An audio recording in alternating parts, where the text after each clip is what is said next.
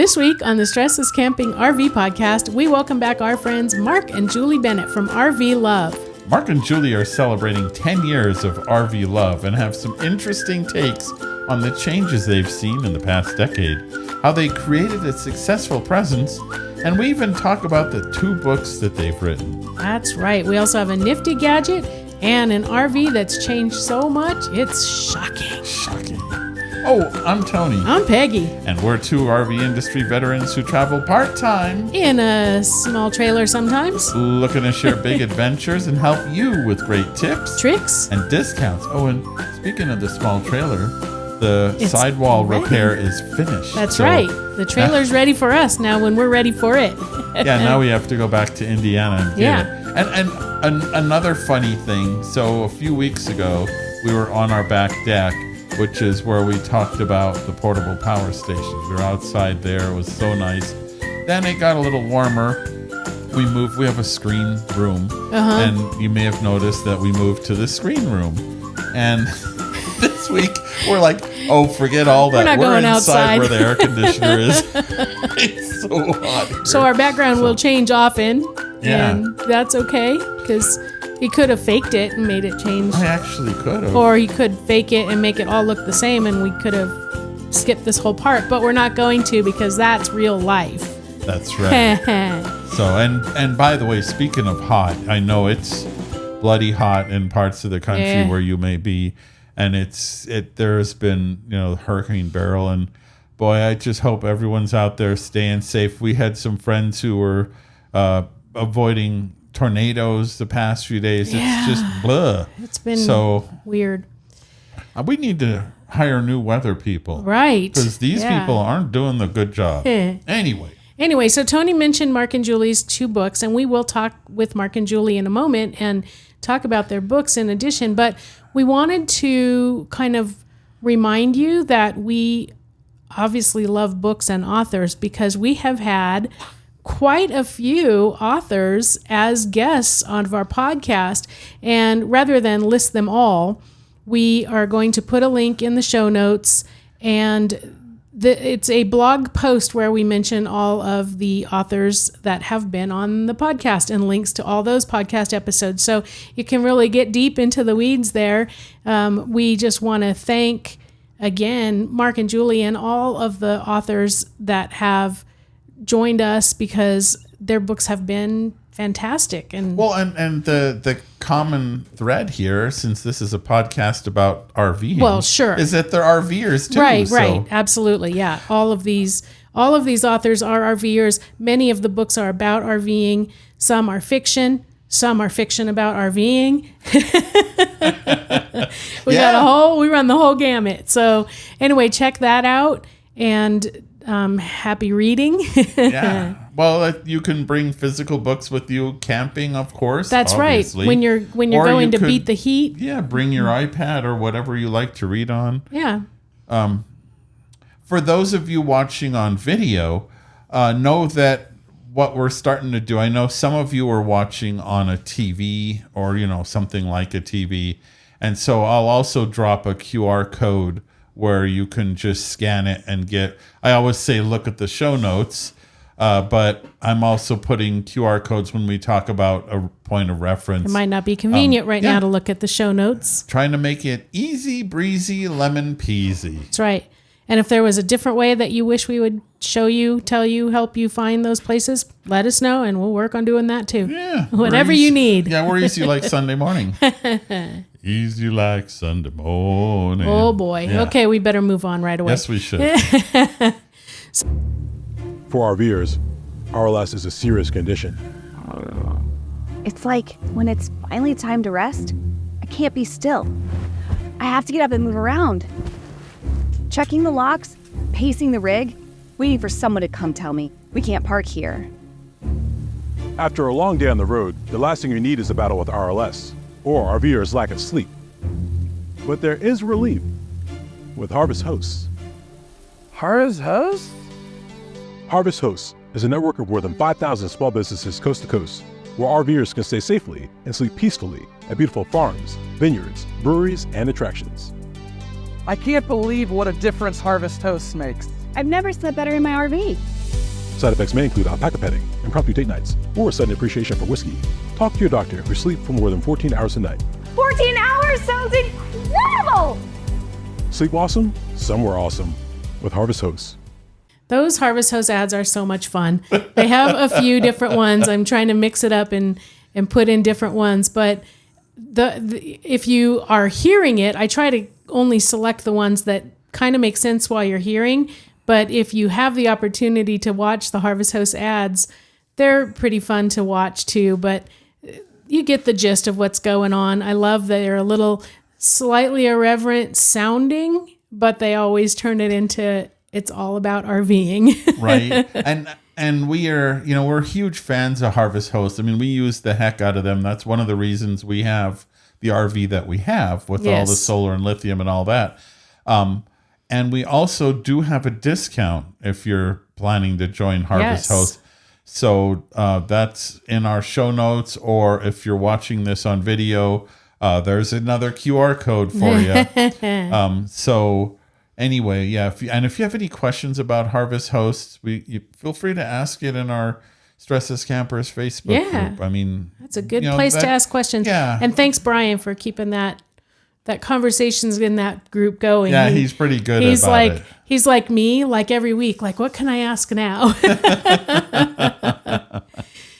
So let's move on to Marc and Julie, because we had a great conversation with them, and here they are. Yeah. Well, we are here with OGs of the RV content world, Marc and Julie Bennett from RVLove, and they're OGs because they're celebrating an anniversary this year. So, welcome.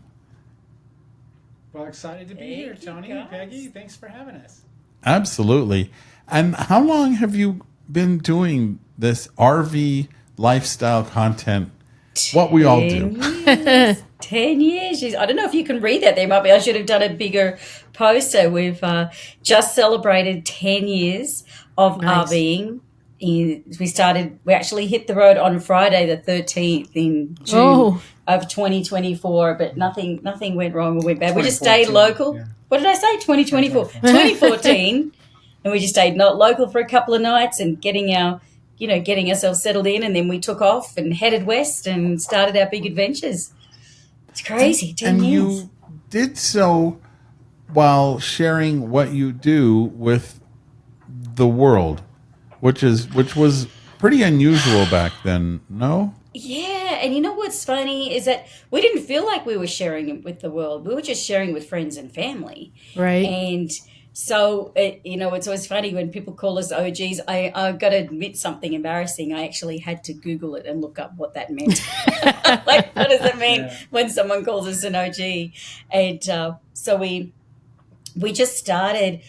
Actually, we did a few blog posts before we even hit the road. I wish we'd done more. I wish we'd done more to document the process of the downsizing. And we used the winter before we took off to use that time to clear out things in the house and into the garage and get ready for a yard sale in the spring and just get used to living with less, like in the kitchen. Like anyone that knows me, you guys, we've met in person, I'm small, I'm less than 5 feet tall. And so we put all the things that we didn't think we'd need in the RV up on the top shelves in the kitchen. So if I needed it, I could get it with the step ladder. But then I just got, used to getting by with less. But I wish we'd recorded more of that in the early stage. But we just started sharing with friends and family. And I remember for some reason, I think I must have just gone through and added all my friends and family, our friends and family onto a list. It was like 70 people. And so to see how much it's grown in all that time, it is crazy to think how many people would reach now. It just started out as a little hobby blog. Yeah, and and there were a handful of people before us, but yes. But that's why people still consider us OGs. But because there were only a handful before, but after, my goodness, now there's so many thousands of people out there that do that. Yeah. But it's been amazing to watch that change over the years. It's just and how technology, it's so much easier now, just to even do it with your cell phone. And just capture it. In fact, we do pretty much all of our video and photography now on our smartphones. Yeah, and I do want to comment too on Julie with the friends and family thing and the videos, is because I was a little slow on the take up on this because I was, Jill would film videos of me and then she'd post them. And then it was the weirdest thing. I was probably 6 months into the travels or so. And I was at a campground and some guy stops by and he's like, "Hey, Mark." I'm like, "Hi." He's like, "Well, you don't know me, but I know you." I'm like, "Well, how does that work?" He's like, "I watched your videos." I'm like, "Oh my gosh, those videos that Julie films, she puts them public."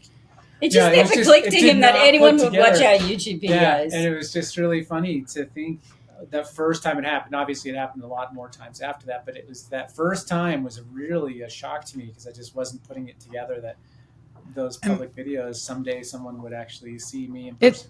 We still love it when it happens, though.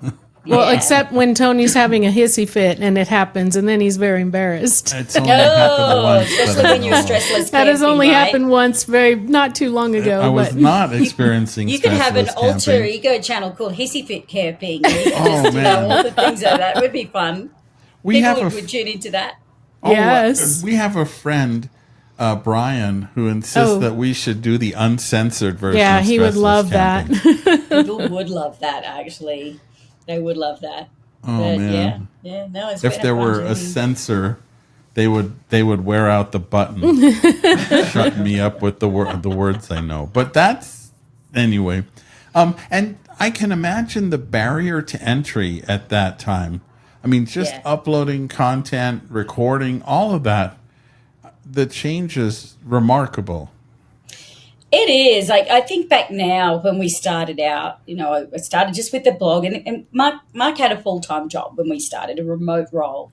And so I was in between jobs. I had just been laid off from a company I worked for that had closed their offices. And so rather than look for a new job, Mark said, "Well, why don't we just go travel and you can start getting back to what I used to do, which was all marketing and writing related content." But it's a whole new world, learning how to make videos and publish them to YouTube and the blog. And so it was a good opportunity for me to just experiment and guinea pig myself. So I really learned as I went with so much of this stuff. I was self-taught with all of the how to make videos and editing, and I see so many of these channels come in now that just really know what they're doing because there's so many great channels out there that teach you how to do it. Didn't have that when we started, or if they did, I didn't go looking for them or I didn't find them. So it was very much trial and error, probably doing things a lot slower and a lot less efficiently than I could. But I was really kind of immersing and learning and growing with it all. And now, I mean, just even social media's changed so much. There was no TikTok back then. I don't even think Instagram was really a thing back then. I think it was around, but we didn't even start an RVLove Instagram until I think at least a year in after all of the other platforms. Yeah. So, it was kind of happened gradually, but, I think just learning all of that. And we did get to one point, it just got quite overwhelming, like having recording on my cell phone and on the GoPro and on the drone and then on the actual video camera and then a little point and shoot camera. And then some was on Mark's camera, and this whole overload of all of the SIM cards and downloading it all and organizing it all was just, it just got to the point where I thought this is kind of defeating the purpose of why we do what we do. Right. And I remember there was one couple we saw going on a big trip, and they sent a picture, they shared on social media a picture of all of their equipment. It was like 100 pounds of equipment. And I just said to Mark, that is not us. We're not doing that. I said, cell phones are so good now. I said, we're not being big YouTubers. And you know what? A lot of people now actually prefer the more homegrown stuff and less overproduced because it feels more natural and authentic. Sure. So, and I really wanted the iPhone 11 Pro, and Mark's like, well, they're over $1,000. And I said, I'm going to sell all this other stuff because we like being mobile. We like traveling. We'd also just come back from Australia, and I said, I want to be able to take whatever my gear is just with me without needing a whole other suitcase of gear. And that's when I just downsized and simplified, and I don't think anyone's complained about the quality of our content we're doing that. Yeah. So, And it just makes life I easier. think you and I share that we're both really writers at heart more than anything. Exactly. Yeah. Yep. And so to that end, you've written 2 books too. We both prefer the writing in the blog over videos anyways, because videos can cause a problem. But yes, that's one of the reasons we shifted more and more into writing bigger content, and that's what transitioned into books. And in fact, was it yesterday? No, on 2 days ago, Saturday. Saturday was the 3-year anniversary of RV Hacks being published. That was our second I love book, that book. Thank you. Well, we had just moved into our new home base in 2020 when our publisher reached out and said, we're ready for you to write another book. And we're like, we've just moved into a house and we don't have any furniture. And we're actually, honestly, emotionally adjusting to the change, having been full-timers for 6.25 years. And we were not planning on stopping. We were not planning on buying a house at, in fact, 48 hours? In our first book, Living the RV Life, we actually said in that book, we will RV full-time in another country before we buy a sticks and brick. But we were wrong. Don't believe everything you read. little over 6 years in, we fell in love with an area and decided to have a home base. And it was COVID. It was 2020. That was the kind of year that I think we'd never before thought about. We're tired of RVing. We're still full-timing. As Mark said, we would have RV'd in another country first. But then when COVID happened, I think what that really did for us anyway was realize, gosh, we're really more vulnerable than we thought. And even though it all worked out okay in the sense that, RV has found a way to navigate that, it wasn't without its challenges, we didn't realize that we were actually craving slowing down, because as you guys know, when you work from the road and you're trying to travel and create content and publish that and then communicate with your community and explore and enjoy an area, it's hard to do it all and balance it all. I think a lot of people think we're just out exploring and adventuring all the time, but a lot more time is spent inside working often than exploring. Yeah. Yeah, that's something that we've kind of joked about is we go to the most beautiful places and sit in our RVs, stare at the computer. Yes. But at least you still can get out there right after work. I tell people all the time, when we hit the road in 2014, I had a job that had very limited time off. It had only 2 weeks a year of sick time and vacation time combined. And, wow. And I had the most in the company. I negotiated for that. Most people only had 1 week. But to be able to maximize that time, that's what the RVing was so good, is that we could go and stay at the Grand Canyon or somewhere very special. And then as soon as I get off work, or maybe even clock off work a little early some days, if there's something extra special, but I can literally walk out the door and be at the location. Whereas normal lifestyle, if I wanted to go to the Grand Canyon and living in Colorado, I would have been a long drive. 2 days it would of have to be like a there. 4-day event to do that. Yeah. And I could just go right after work. And of course, in summer with daylight savings, your days are so much longer.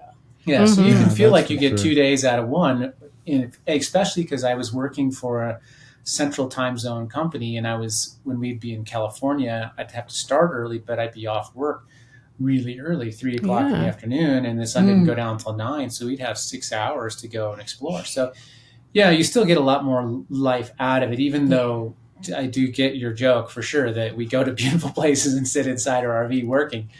But I think it's the weather, right? So we just spent actually, even though we have a home base now, we just came back from only in early May, from 5 months away with our latest RV, which is for anyone that might not have caught up with what RV we're in right now. We're at a fifth wheel, this one right here, fifth wheel and truck.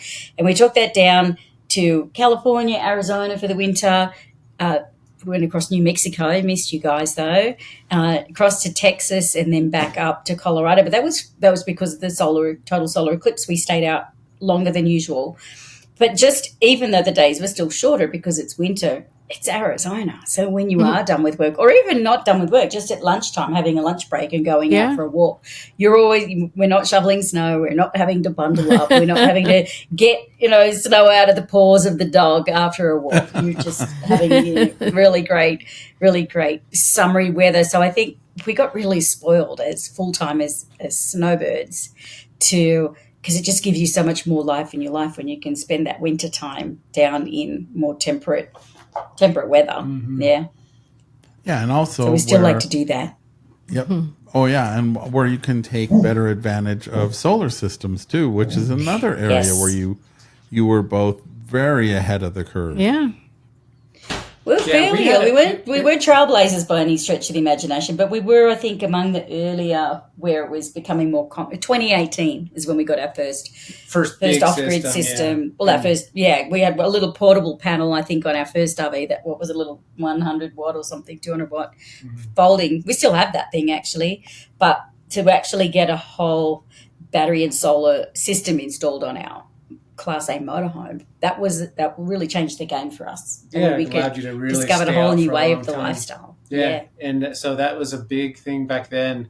In 2018, there weren't as many people with the big systems, and ironically, a 600 amp hour at 12 volt lithium system with 1,000 watts of solar back then was big, and now we see people with Way 600 more. amps. 600 amps in a van, And, I think they're trying to power a small city somewhere. It's amazing what you can do with these systems. So with our system, we actually, if anyone might remember, we had bought a 20-year-old motorhome, a Class A 1999 country coach, and it was nice and very residential, but it was kind of dated, and we wanted to update it. So we did a full RV makeover over, 3.5 weeks, and we had a team of friends helping us do it. But we powered that whole makeover from the RV off the grid. We could have plugged in. We were parked on our friend's Airbnb property in Oregon, but we had just got our system installed. We're going, let's just test it out. Let's see what we can do with it. And we were in summer. We had the optimal conditions to get maximum sunshine in the days, but it was fantastic. We had the residential fridge, the Instapot, the toaster. Mark was making pancakes. We were running tile cutters and table saws and what else? Recharging all your batteries on his Ryobi tools.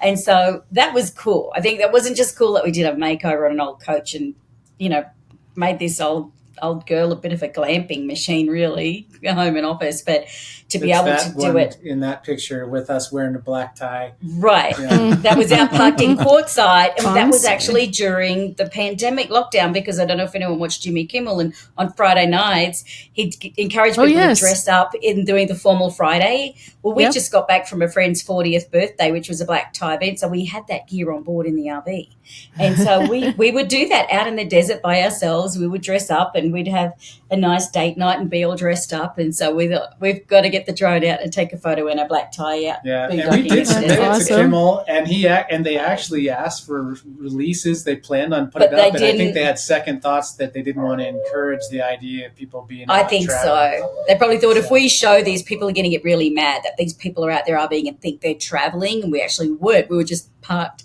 not moving. Yeah, because we were in the desert when the lockdown happened, and we're like, okay, I guess we're just staying here for lucky we've got big tanks. Yeah. Because cool.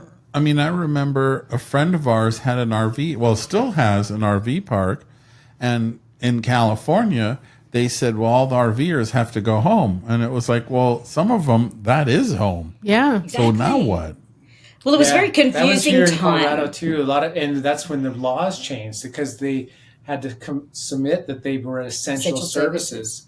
That some campgrounds did have to shut down, like state parks, but a lot of the private campgrounds were able to qualify as especially if they provide things like propane and a grocery store. So that's how they got around it. But it was definitely a very confusing time for a lot of people. Yeah. And everyone was just going through the whole processing. What is this? What does all this all mean? And dealing with it. So it was just a surprise to us. We didn't go through COVID lockdown and just think, right, that's it, we're getting a home base. We didn't at all, which is actually why we never did a video about it or a blog post about it, because that wasn't the reason we did it. We certainly started thinking, wow, we are a bit more vulnerable. But we just wanted to be back in Colorado to be closer to Mark's family, to his mom, in case she needed us, that we had more flexibility in our schedule to be there should that was necessary. And turned out everyone was fine, so that wasn't the case. But as Mark said, we just rolled into town in this one particular area we hadn't been to before, and we literally fell in love with it. It was like love at first sight, wasn't it? 48 hours later, we're under contract on a house going, oh my God, what did we just do? This is our livelihood. We write about full-time RVing. So it was such a big shock to us both, but it was cool that we were both on the same page, even though we hadn't talked about it, hadn't planned it, hadn't got our finances in order. When you're normally doing something like that, you would get your ducks in a row. We didn't. We're like, holy cow, how are we going to pull this off? And somehow it all came together. So it was obviously meant to be, but it really took quite a big emotional adjustment that we couldn't even, I think, explain to ourselves. So it was hard to articulate that and to share that with the public, because as you guys know, when you're sharing your life and things more publicly, it's, there's a responsibility, and we didn't want to put out a message there that, you shouldn't be full-time RVing anymore because of this, because that wasn't the case. And we saw some videos that we're getting off the road because it's too crowded, or people are rude, or it's getting expensive, or none of those were the reasons for us. So that's why we never did that video, because some of those videos were also a bit drama based, because they got clicks and views. And that's not our style. I'm like, I'm not going to go and feed that, because that is not the narrative. That is not the truth. And so we just didn't. We did a blog post. We wrote an article, Tony. We wrote about it. But it did take a few months before we were ready to share, because we also do, as much as our RV sharing is quite public, we're also quite private people that like to keep some privacy and anonymity in our lives, which is harder to do as your YouTube channel gets bigger. So that's something that I don't know if a lot of people think about. That is, I think we got to about 53,000 on YouTube when we actually stopped producing YouTube videos, and we just realized, the bigger we get, the more people recognize you and know who you are, and how do we feel about that? And we're like, let's just stick to writing. Focus on writing. Then you can still help and share, but it's not necessarily your face all over it. Because for us, it's never been about us. It's about helping other people. Yeah. So that's my the thing about writing is, I always, no matter what I do, like, I'll wake up in the middle of the night and think, oh, I forgot this. And if it's on video, then you have to do the whole recording. Whereas with writing, I just get up in the middle of the night, edit a post, and it's fine. And we actually regularly update our most popular, blog posts regularly anyway. So every month or every other month, we're constantly tweaking, updating. As you said, Tony, you can't do that with a YouTube video. And that was always a challenge for me, because things change all of the time. And so that's why even with our videos, we always tried to keep our content evergreen. So, for example, we did one back in 2017. We flew to Indiana, and we did something like, I don't know, like 14 factory tours in 10 days. I remember that. Yeah. Oh, that one got a lot of comments. People didn't like what we said, because we said the truth, and it's not what people wanted to hear. And we didn't tell them what they wanted to hear. But we did have a lot of industry veterans and experienced people saying, validating what we said. This is absolutely true what you're saying. But people got really mad because we didn't say, this is the best RV brand and you should get this, because as you know, Tony, you do so many fantastic reviews. You're so experienced in this space. What is your answer? What is the best brand of RV? There's so many. You can't. I mean, and there are so many. Too much about the person asking the question. To be That's true. But not only that, it's not like going to a dealership and buying a Toyota or a Ford or a Honda or a Mazda. It's not like that. There are so many different types of RVs and different levels and models underneath each brand, and they're all suit different purposes and different price points. So.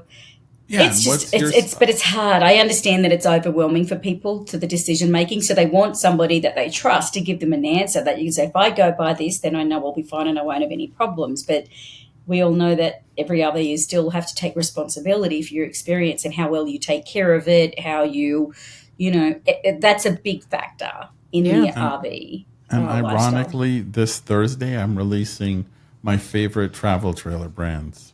There you go.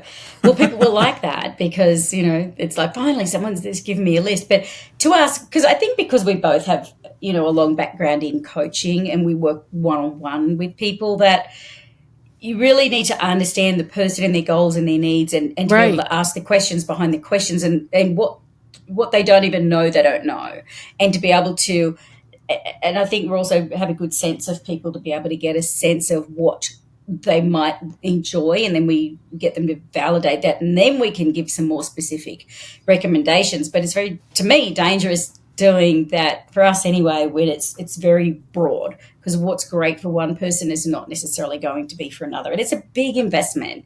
It not is. just I think the purchase, everything, all the related costs of ownership. Sorry, Peggy. That's okay.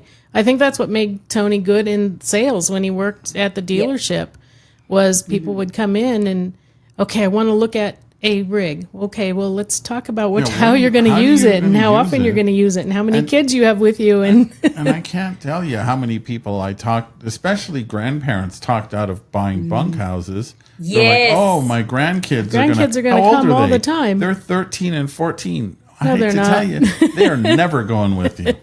Maybe They once. might come once or twice, but you know what? I just think set up a tent on your campsite. Exactly. Right? And then they'll really have fun. You know, they can go Yes. and tent camp out Exactly. there. We'll get Yes. a blow-up mattress on the floor, but, you know, some kids can just sleep on the couch. But I agree with you. It's just such a waste. It's like when people say, well, I have to keep my rig under 32 feet so I can get into all the national parks. I'm like, well, it's not always that easy to get into all the national parks. And even if you can, do you need the internet to work? Now, Starlink's changed the game for that, of course, but that was Right. always a big challenge is we didn't stay in the national parks much because we needed solid internet connectivity for Mark's job. Right. So that we stayed in private campgrounds outside the parks and we could just Right. drive Which in makes there sense. and then we would take like a Friday off and go and have a 3-day weekend inside the park where cellular coverage didn't matter. But that's how we did it. You know, other people have different priorities. And, you know, I think if you're, 62, you can get the National Forever Park Pass, Pass, the Forever Pass. I think that's awesome. I think you're getting 50% off your national park camping. Then I would probably do it a lot more because then the internet connectivity is not as high. Value. And in You don't 20 need as years, much. when we approach that, we Right. couldn't get one of those, Right. all of us. That's right. Yeah. If they still have them by the time we all get there, Tony, they may have phased them out by then. We don't know.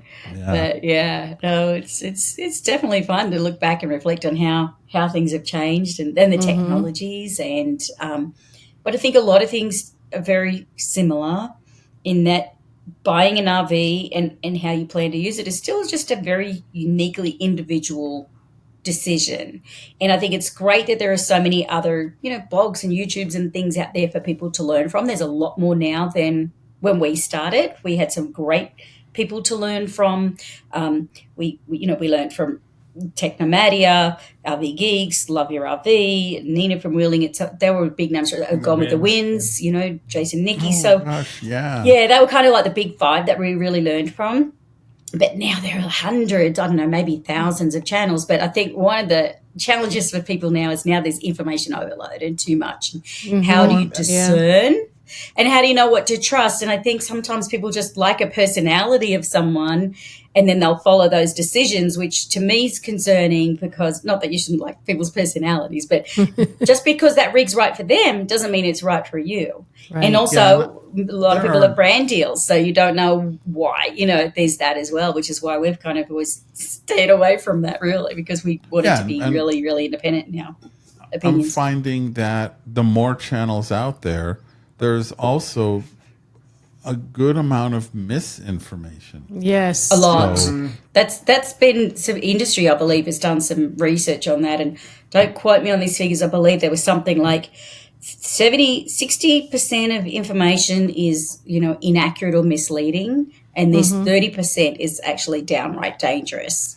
Yeah. And Someone showed me a link to a website. I don't remember what it is, so I can't call anyone out, but they said that Forest River is owned by Thor. And I said, no, that is not true. Well, here's one of the the big link three. where I found it. Here's a screenshot where it said it. And I went to that link. Well, I didn't use the link. I went to that website and it didn't say that.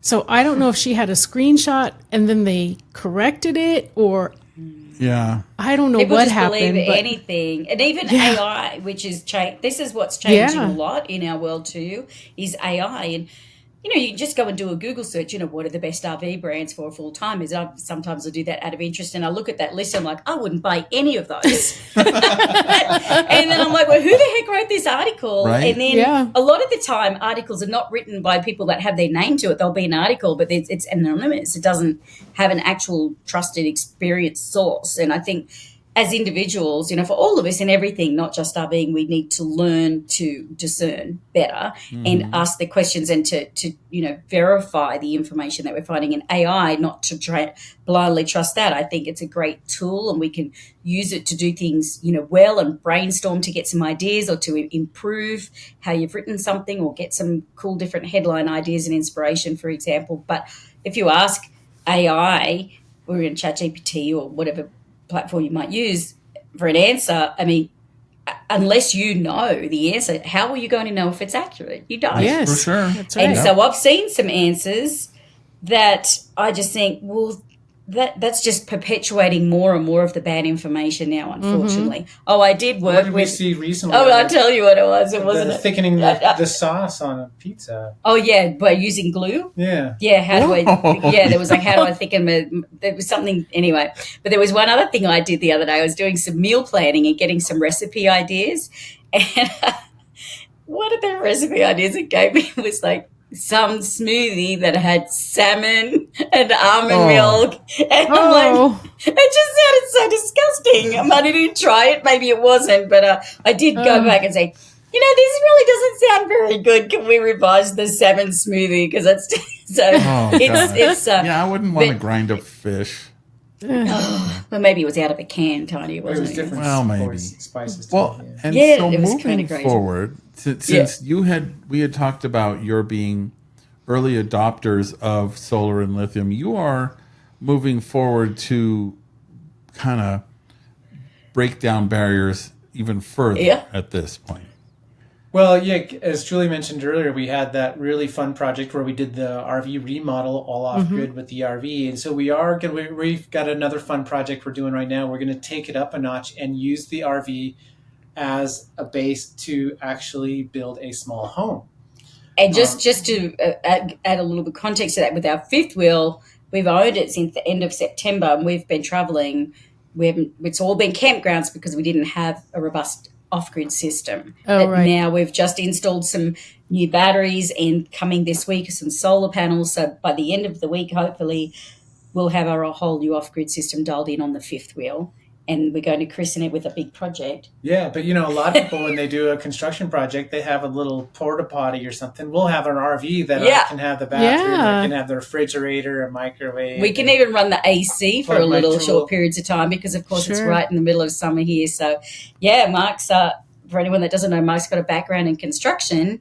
And so he's done a lot of, he's a very handy guy, loves building things, did a great job on the CC makeover. I got him to do a few little renovation projects in the fifth wheel that I haven't yet to share, but he's just been really wanting to do more of that hands-on work, and again, a very serendipitous opportunity crossed our path, and we bought a little lot of land not far from where we live, about half a mile away, and we're going to build what we're calling a jumbo tiny home. So a tiny home is officially 400 square feet or less.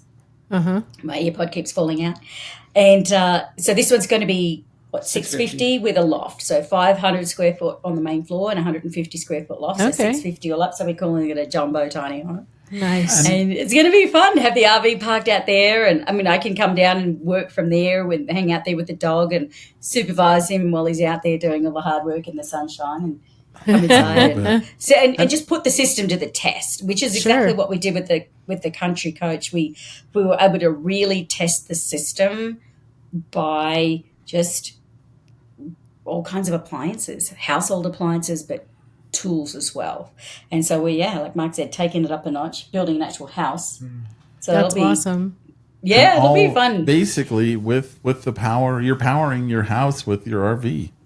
Right. and just for a little bit of context, so it is sort of in a downtown area. So it actually, the lot did have a mobile home on it once upon a time. But it hasn't been on there for several years. So there is a history of having utilities on the site, which makes it easier from an infrastructure point of view. So while we could plug into electrical, we're not going to, because we don't have to, and we want to test the system and use it for that. But one of the reasons we want to share this experience, not only because it's fun and interesting and different, and people loved our RV makeover content, but because many people that do buy land and build on it don't have utilities on it. So it's a way of showing that you can do this. A lot of people are buying off-grid properties and land. And if you've already got an off-grid RV and you've already got a place you can stay in it while you're on site and do the construction. So I think it's just a great way to show people what's possible. And for us, it's just getting a heck of a lot more value out of the system. And Sonny and I are going to miss him while he's down there working every day in the lot. So we'll be able to go down and hang out, and I can still work. And if I get too hot, pop the air conditioner on, because we put a couple of soft starts on, which makes it easier for the AC to start under that lithium. But we won't be able to run it all day, every day, but enough to just, cool things down and be comfortable. And we wanted a system that's a, what's the word, an approachable system. We see a lot of big fancy systems out there, you can go as big or as small as you want, but we didn't want to have a system too big that it was unattainable, if you know what I mean, because I don't think people need to get as much or as big of a system as they think they do for many of their needs. And, just find the right balance for what your needs are. Don't overinvest. Like anything in RVs, don't overinvest. Yeah, and like Tony said, you got to first understand what you're doing with the RV. Exactly. Because that's why when we ask the question, what's the best RV? It's all dependent on the person and how they plan on using it. So, yeah. Well, actually, there is an answer to that. Like a Mule is a fantastic RV, but they're $2.5 million and they're $250,000 deposit and 2-year wait list, and you have to take it back to get serviced $5,000 to $10,000 a year. It's an amazing machine, but very few people are in that tax or that income bracket.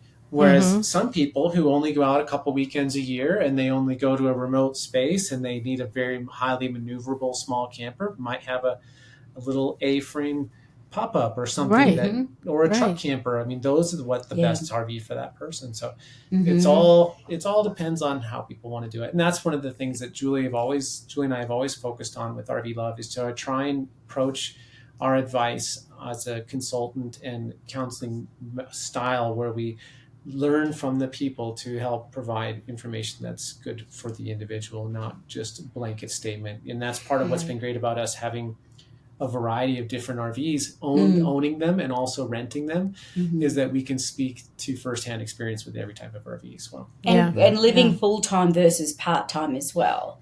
Because I think, it's 6 years full-time and 4 years part-time. Yes, I can't believe how fast it's gone. But the 4 years is still extended, though. We, like I said, we were 5 months out this year, so...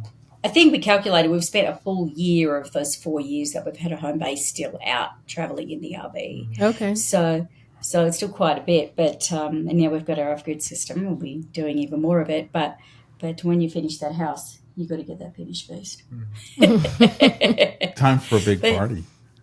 Yes, we will have a big party. I mean, I tell you, it's such a learning curve because there's so many more factors. I mean, there was a lot with the RV. I think people look at an RV and think, oh, it's a small space. It's not going to take long to renovate. But sometimes, gosh, all the detail, wasn't it? And the things you're not sure. So, Mark, anyone that watched that video might have seen, this wall's a bit soft. You had to tear apart one of the walls in the slide and rebuild that. And there's just some of the things if there's had water damage, you just don't know what you're dealing with and what you're going to have to do to fix it. But with this building project, it's very different when you're building on a lot of land. He's having to learn building codes, pull building permits, pull a geotechnical soil sample. You don't do that with an RV. Really steep learning curve. That's right. Huge steep learning curve, but he's loving it, and it's a really good use of, I think, just mental and physical skills and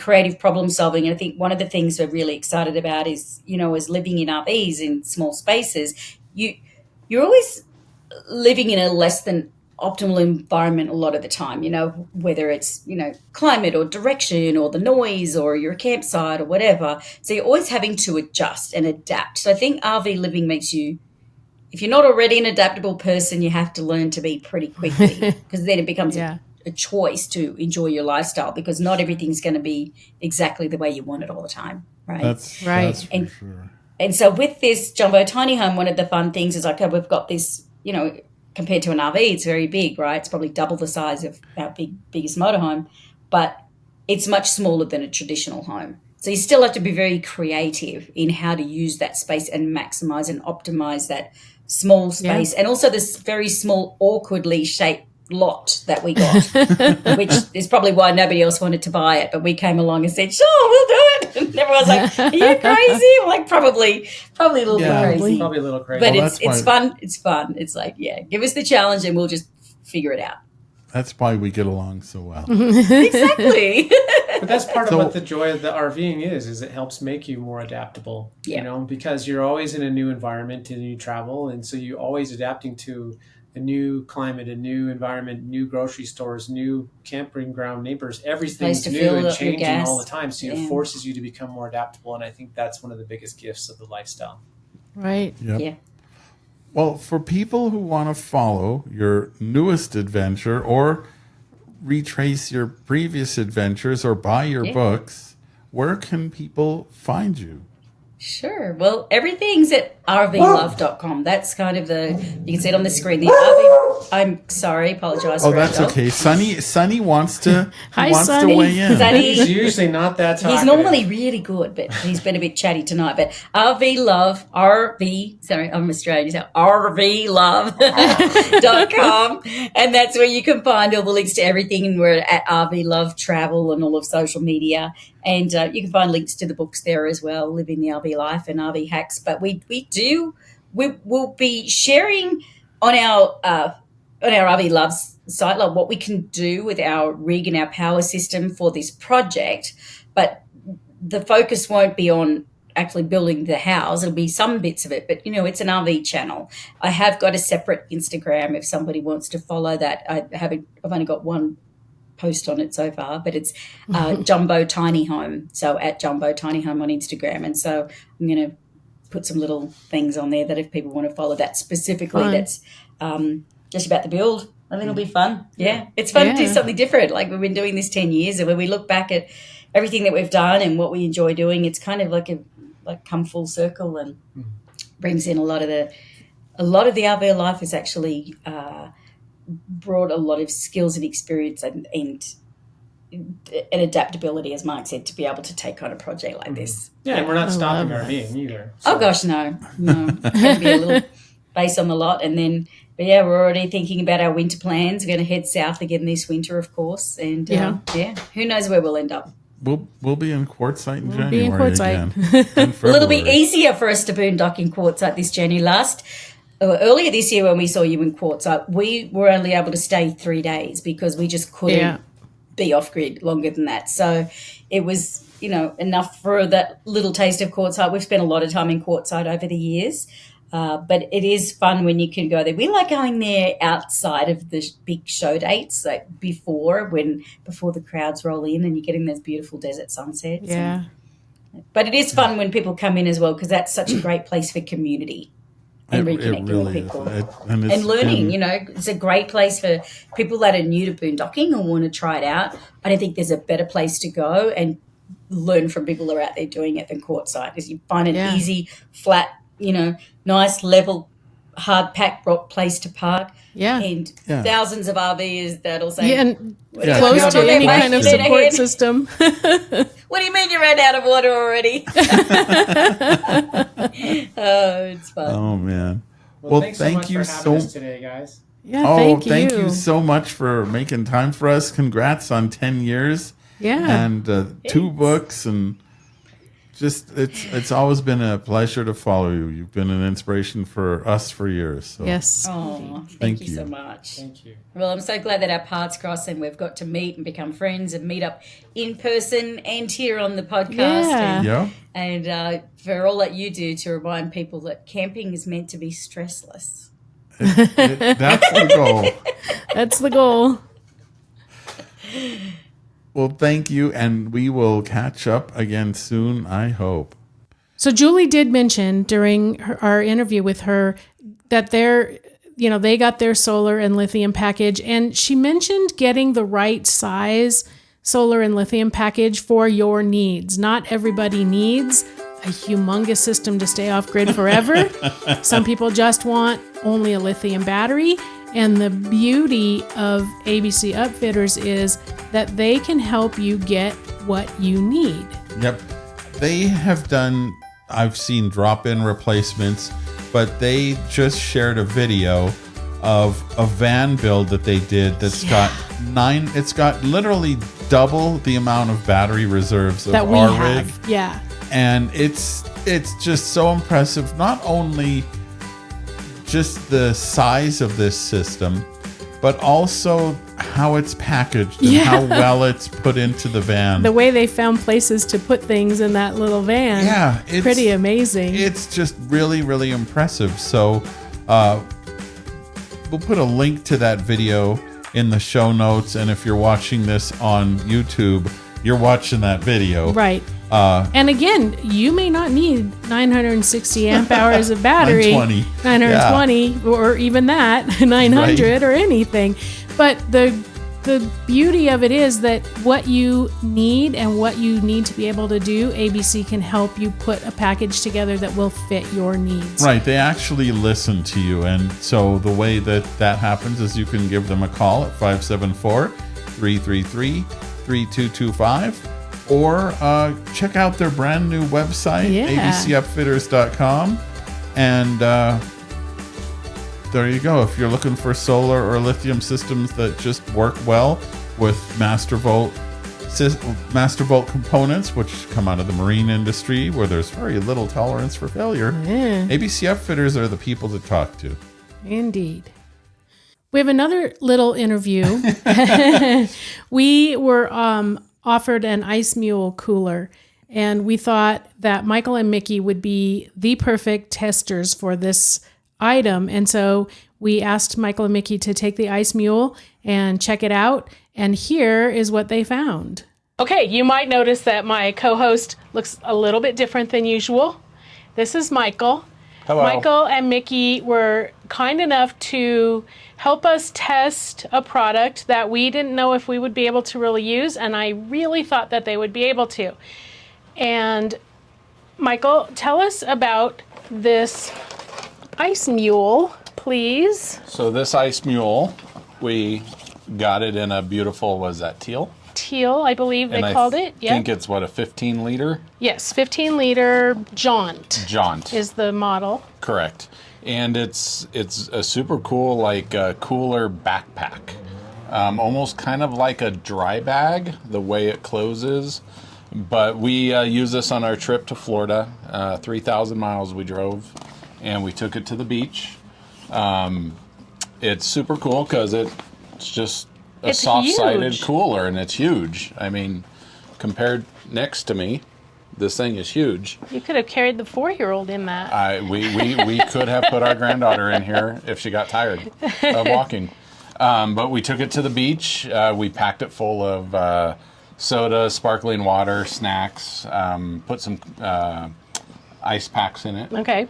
And we were at the beach for probably about 4 hours, and everything was as ice cold as it was when we put it in there. That's awesome. But essentially you just stuff it full, and it's kind of like a dry bag, and then you fold it down to wherever you need to fold it down to, and then clip it shut. It clips, and then it's got straps like a backpack, which this saved our life because we had so much stuff to carry to the beach that we could just wear this like a backpack, and it was one less thing to have to worry cooler right on about. your back. Tell me about this. So this little gadget right here, I don't know if it's a gadget. Anyways, you unscrew it and you blow air into it, and it puts a layer of air between the outer wall and the inner wall. That helps with the insulation. Extra insulation. So if you feel it right now, you can feel Yeah, it's extra puffy. Yeah, it's extra puffy, and that provides extra insulation. And honestly, you could use this thing as a pillow. In a weird way, but we really, really enjoyed it. Our goal was to try to stuff as much boudin in it as possible on our way back from Florida. Oh, yeah. But sadly, we weren't able to. Stop. But at one point, we had a case of sparkling waters. I don't know how many were in there, but I probably shoved, just to transport those waters, I probably put 15 cans in here. Wow, okay. Granted, it was heavy. Sure. But it was a fantastic thing to have, not just for the road trip, but going to the beach. This thing was great. And it looked really good in the pictures. Yes, the it was color. A beautiful beach with a beautiful teal bag. Did you try this pocket? This looks like it almost looks like it's waterproof pocket. Yeah, you know what? We did not, but it does seem waterproof. It's just a little extra pocket to put things into. So you don't lose your keys or something? Yep. But this thing, I can definitely see us using this for when we go hiking, do any camping, because all you got to do is just add a couple ice packs into it, or shoot, even if the stuff is already cold or frozen, and that can be the ice packs. Put your frozen water bottles in there. Correct. Yeah. This thing will last for several hours. I know that for a fact because I had forgot to unpack it. And when I remembered a few hours later that evening, stuff was still cold. That's awesome. So I would say we got 6 to 8 hours of everything remaining cold enough to be happy if you're somebody that likes a cold drink. That's great. And 15 liters looks like the size of a bag that would be, like you said, too heavy to carry if you filled it. Well, too heavy for me, maybe not for you. Yeah. But, well, awesome. Thank you for testing it, and thank you for coming to the studio and telling us about it. These feel pretty okay squishy-wise.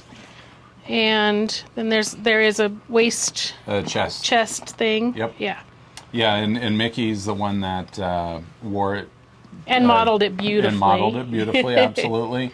And yeah, it was super comfortable, and I even wore it as a backpack. And I mean, it's comfortable. It's not cheap. It's not flimsy. The stitching is fantastic. Really feels sturdy. The material is great. I was really happy to test this out, and it's fantastic. I could even see getting a smaller one for a little shorter day trips. For shorter day trips and stuff, because this is huge because you can pack so much into it.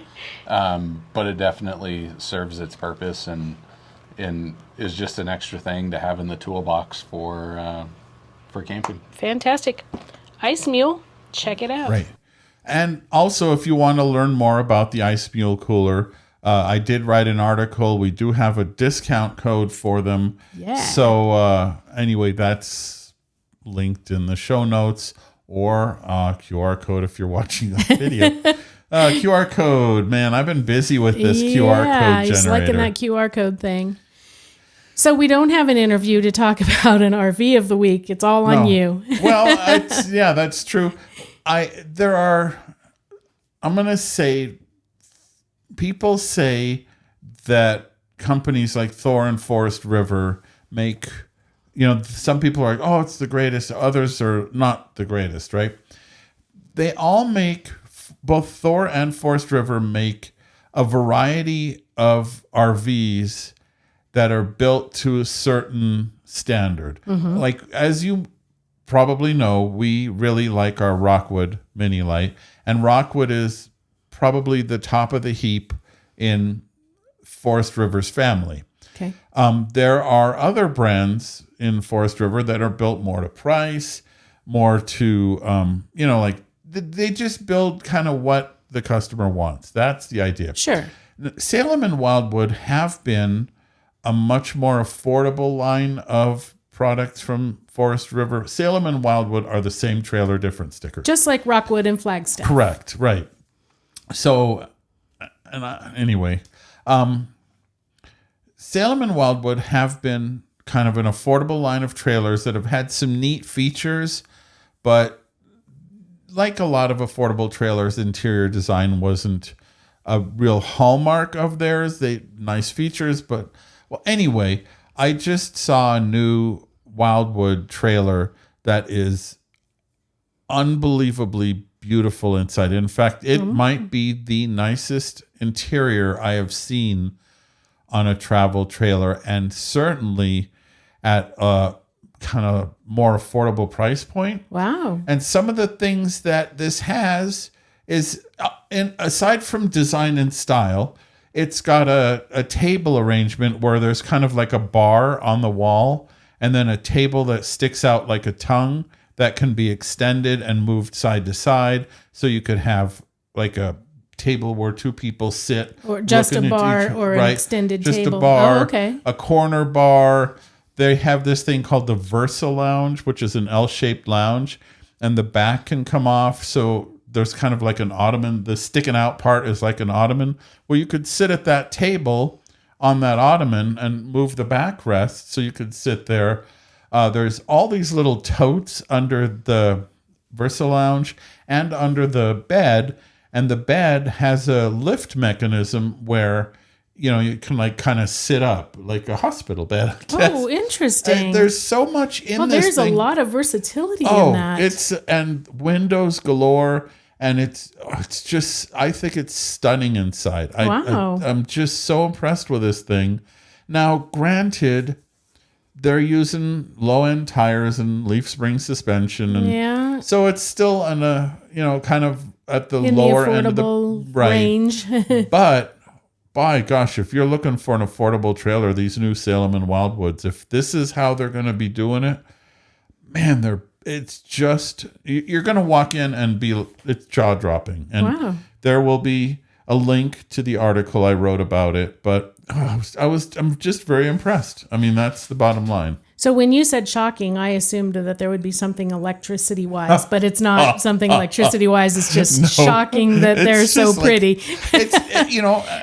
Not that they couldn't be pretty. It's just shocking that they're so pretty when they are the lower price range. Right. Yeah. It's just line. Quite surprising. Okay. If you're at a dealer and you're going through all these trailers, as we all do, if you walk into this, it's going to be like, oh, I got to get that one. And that's their job, is to sell trailers. Sure. And it's just so different. So. All right. I can't wait to see one. Anyway. All right. So our question of the week last week was, how are you staying cool in these we hot just keep summer? moving closer. Right. We just keep getting inside. A lot of people are using fans. I love all the rechargeable Ryobi fans that I saw. And, some people just say, sit in the shade or park in the shade and turn on a fan. And that's what they're doing. And love the story that someone said they took their chairs and their Easy Up down to the creek and they just plopped themselves down in the water. And it works. Yeah, that was a great idea. This is one of my favorites. People change their latitude and their altitude, or their latitude and their attitude if they're Jimmy Buffett fans. That's right. And Tony said, yeah, we just want to go where the weather suits our clothes. That's the truth. Yep. The beach or the mountains, of course, are cooler spots. I think it was Bill who mentioned he lives at the beach. So yeah, he's got a good not too hot situation going on. And then if he wants a different scene, then he goes to the mountains. Somebody just got a misting fan. I really would like a misting fan. I like those. It's kind of on my 12, wish list. 18-volt fans that sit on a bucket. Those are kind of neat. Yeah. Tom and Marilyn went to Alaska. Man. So I don't know if they went to Alaska or if they go to Alaska. I kind of read it that they do this often. Like this is how they get away from summer, is to go north. Really, really, really north. Really, really, really far north. So thank you for your answers. Keep staying cool. Eventually we're going to have to ask, how do you keep warm? But for right now, let's just enjoy the warm weather, right? Yeah. Our question for this week is, what is the biggest change that has happened in your life in the last 10 years? Julie and Mark talked a lot about the changes in being a content creator, and we certainly have gone through a heck of a lot of changes in 10 years. We'll have to talk about that as a response. But what has been your biggest change in the past 10 years? Yeah. Oh boy, we could it's been interesting the past decade. It could take us 10 years to write our answer.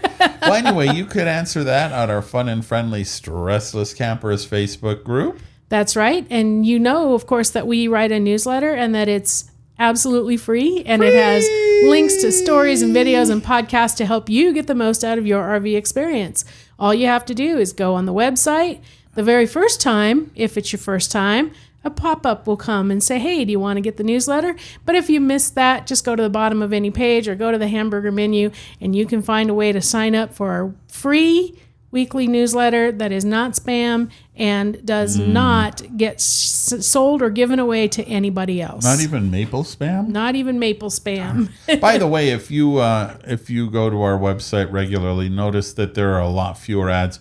I pulled a lot of these stupid pop-up, I thought some of them were misleading. Yeah. So I mean, it's a drop in revenue, but quite honestly, it just makes it so annoying. Like, you go to these websites and it's ads. You don't know if it's ads or if it's content and I dropped all of that. Good. This week. So that's good. Yeah. But on the website, you will find the show notes for this episode. Number 264. Yep, on the podcast page at StressLessCamping.com, which is also where you'll find discounts and deals on the best deals on things you'll need for your stressless camping adventure, like Harvest Hosts. And also shopping, because I was talking to my friend Mireya, and she said, it's time for me to buy a new coffee mug. Can you remind me what the link is? So, by the way, and speaking of that, we say if you've got a great deal for our audience, let us know. We got another $100 off the Soft Start RV. Ooh. Soft Startup. So they just sent us an email and said, we're dropping the price by another $100. Oh, fantastic. Yeah. So, keep checking back. Things change. What doesn't change is that there's a lot of social places to visit. Now, those social places change their name, but you can, when you're done looking at all the stuff on the website, you can use those links at the top right of our page and link to the social places like Facebook and Twitter and X and Twitter is X. Twitter is. See, that's why I can't list them. Not as much into social media I don't know. as I am. But anyway, you can find all those places and jump off from the website to the social places. Hey, our cuckoo's going off. It's just cuckoo if you don't want to follow us. And a review will help others find this podcast, and the more listeners that we have, because they look at the reviews and they tell people, hey, you got to listen to this thing. That helps us with the discounts and deals and great guests and all of that stuff. So thank you for your reviews. And if you haven't had a chance to, or if you have had a chance to review us, our website has a bunch of answers to questions people ask on social media. So if you want to search for an answer, it'll make you look smart and it'll help us out too. Yeah. And that's stressless camping right there. Yeah. And the place that you can write those reviews, if you haven't, is on the podcast catcher, the podcast app that you use to listen to us. And also, while you're there, it's a good idea and it's free to subscribe to the podcast podcast camping RV podcast. Oh, stressless camping. Oh my goodness. Subscribe to the StressLess Camping RV podcast on your favorite podcast catcher, because we are saving you a seat around our virtual campfire, and apparently we'll have a lot of laughs. Anyway, that's what we have for you this week. As always, we appreciate your being here. We don't understand why you're here. We just appreciate that you're here. And with that, stressless camping.